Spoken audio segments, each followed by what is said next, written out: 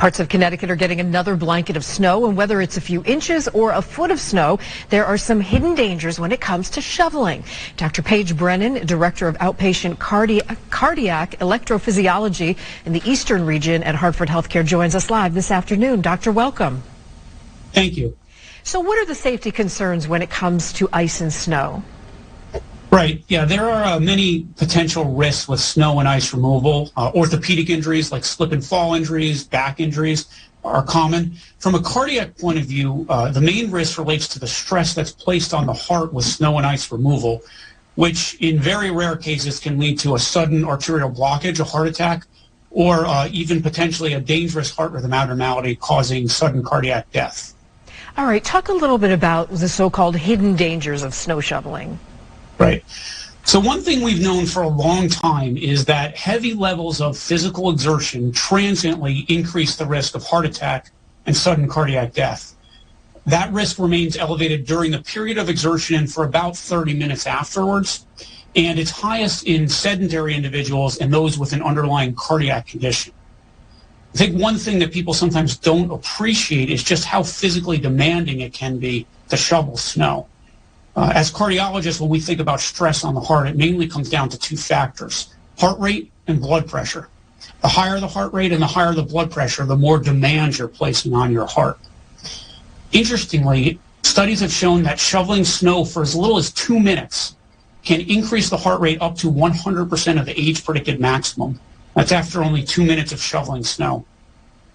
Add to that the cold weather that comes along with the snow, which causes peripheral vasoconstriction and can raise blood pressure.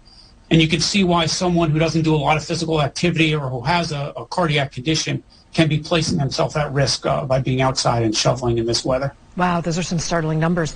All right, what are the signs and symptoms of someone having a heart attack while shoveling? That's a great question. So some signs will be obvious, things like chest pain, chest tightness, or shortness of breath.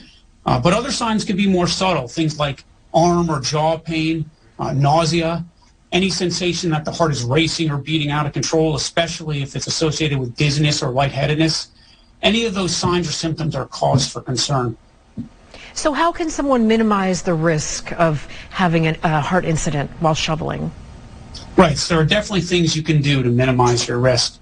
Using a snowblower, if it's available, taking frequent breaks to come inside and rest, or having a friend or family member help with shoveling are all good ideas.